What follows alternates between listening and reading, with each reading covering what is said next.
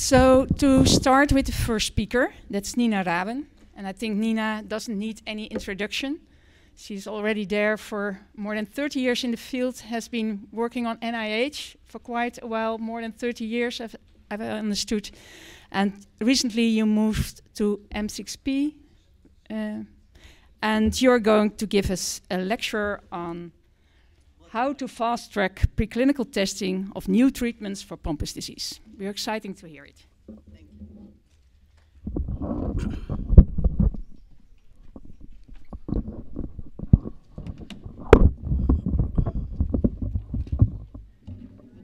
you. Okay, how to fast-track preclinical testing of new therapy. Thank you.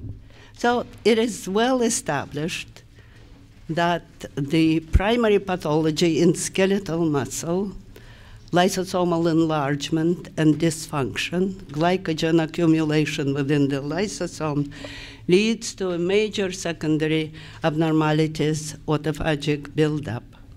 These are muscle fibers isolated as ex vivo, as already mentioned here, outside the body. Essentially, we take muscle samples from the animal model, isolate muscle fibers, fix them, and immunostain for lysosomal marker LAMP, shown here in red, and autophagosomal marker LC3. Autophagosomes are structural elements of the autophagic buildup, and LC3 is a marker for autophagosomes. So first, lysosomal dysfunction, glycogen accumulation. Second, autophagic defect. Theoretically, the reversal of pathology should go in the same order. First, you restore lysosomal function, and hopefully then reverse autophagic accumulation. And in fact, over the years, we have enough experimental evidence showing that it is indeed the case. We've used different drugs for enzyme replacement therapy and different approaches for gene therapy and compare them in direct parallel studies. And here is the example.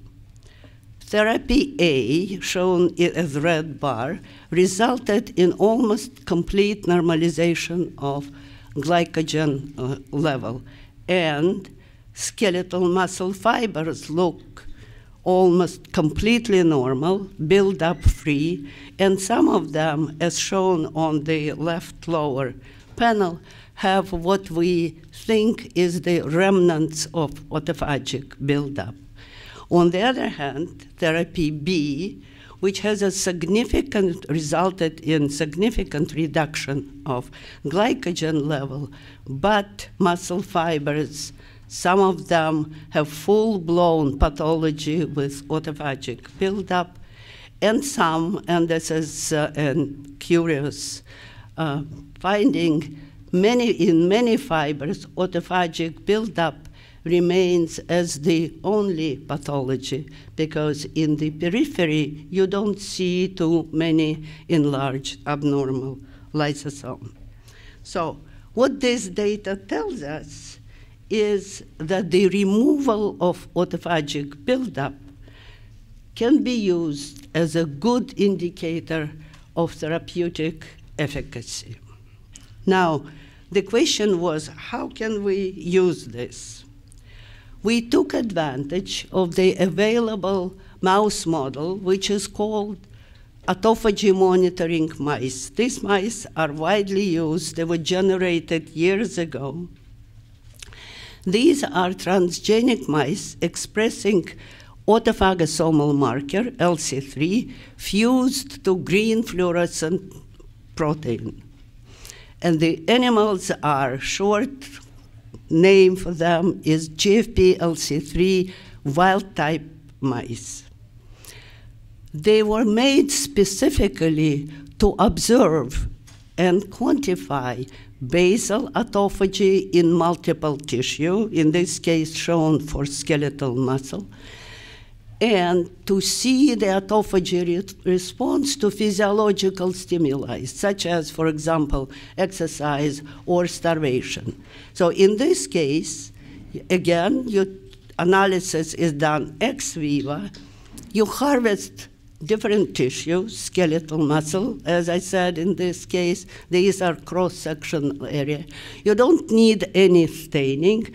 You can look at the tissue under the fluorescent microscope, and you see a diffused staining at the basal level, as shown on the left image, and after exercise, when you can clearly see LC3 positive puncta or LC3 positive dots.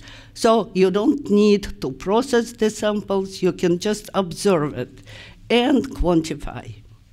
So we generated autophagy monitoring Pompe mice by crossing our original Pompe mouse with the autophagy monitoring wild-type mice.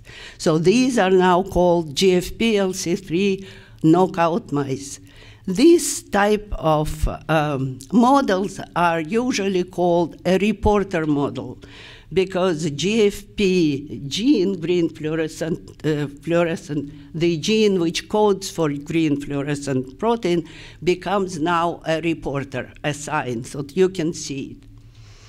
And again, we isolated muscle fibers from control, GFP-LC3 wild-type mice, and the top panel you see a diffused muscle staining, and sure enough, from a reporter muscle model, we see a massive autophagic buildup, usually in the core of muscle fibers. So this allows us to take muscle samples, to isolate muscle fibers, and right away see the autophagic accumulation and essentially follow the effect of therapy by just looking at this fiber. However, the major advantage of the reporter model that it can serve as a tool to monitor the progression, the disease, progression of autophagic pathology, as well as the efficacy of treatment in live anesthetized animal by intravital microscopy. Now we can look at the much larger area of skeletal muscle and see the progression of autophagic pathology in mice, in live animals which are anesthetized.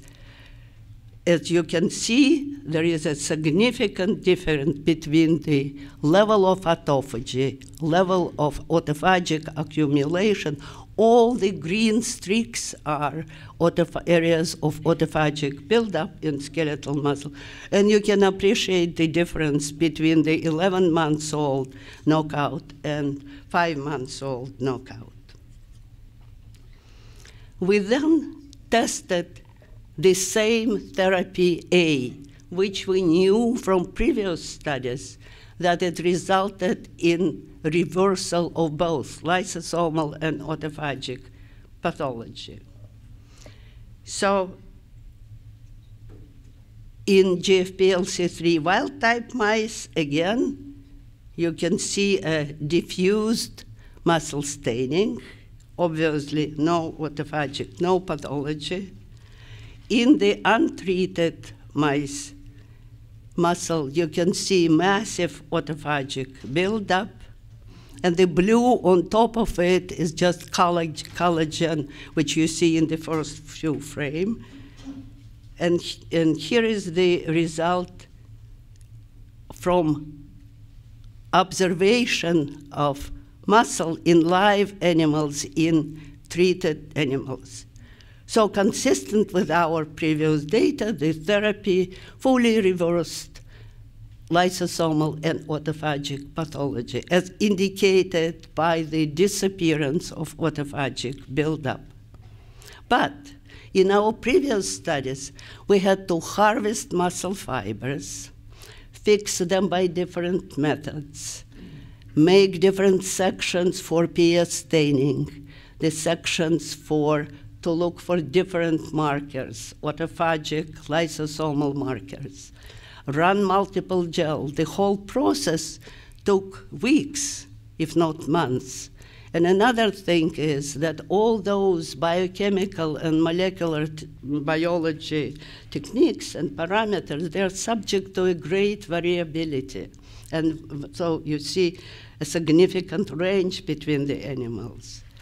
So very often you need to repeat the whole experiment from scratch to get enough data to show that the result is really statistically significant. In this case, the imaging of these animals took literally a couple of days because you can easily image 2 to 3 animals a day. And so you need a very small number of animals. And I personally think that it's really cool to be able to see, to observe the effect of therapy. In this case, the microscopy requires, it's called minimally invasive microscopy, and it requires a tiny incision, skin incision in mouse leg to expose skeletal muscle, which is now placed under the microscope. According to the guidelines, the animals need to be sacrificed after this, so you cannot use it longitudinally. However, and it's a very common practice now, the application of intravital muscle imaging windows would allow a follow-up for months using the same animal. Now, next we ask the question, is it possible to do intravital imaging and to test the therapy using completely non-invasive imaging of the tongue muscle? And you've heard today that tongue muscle is very much clinically relevant tissue. It is a very common finding and associated with common symptoms in infantile patients, but recent data, including the one presented by Pascal, that nowadays it is considered a disease-relevant tissue even in late-onset adult patients. So we tested the same gene therapy in the same therapy A using intravital microscopy. But in preliminary experiments, we wanted to make sure that the pathology in the tongue muscle is the same as in skeletal muscle. So we went back to the conventional method, isolating muscle fibers, and I have to say that it's a very tedious work because the fibers, tongue muscle fibers are really tiny, they're very thin. And we again stained them with lysosomal and autophagosomal marker. And as you can see here, the pathology is the same in skeletal muscle, very much the same.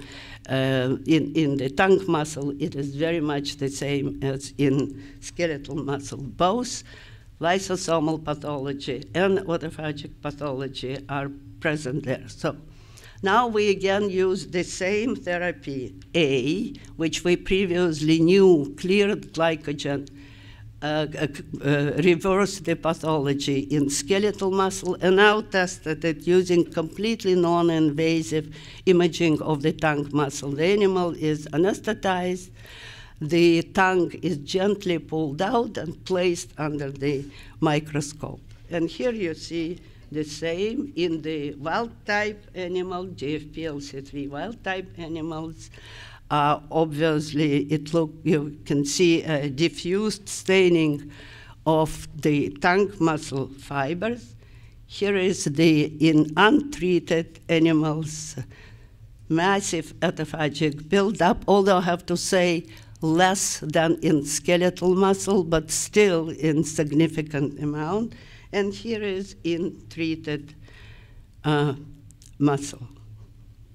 So the therapy was equally successful in rescuing pathology in both limb and tongue muscle. And I have to say that the imaging using skeletal muscle and tongue muscles were done using the same animal. So essentially, the whole study was done using minimal number of animals and with essentially minimum amount of time, and you actually can see the effect of therapy. So in conclusion, the elimination of autophagic buildup is a good indicator of therapeutic efficacy. The reporter model enables a rapid and visualized assessment of drug efficacy in live animals with only few mice which are necessary, and non-invasive imaging of the tongue muscle allows for extended follow-up to monitor the effect of therapy in the same animals. And I want to say that this work was done at the NIH, and I'm grateful to our collaborator at the NIH. Thank you.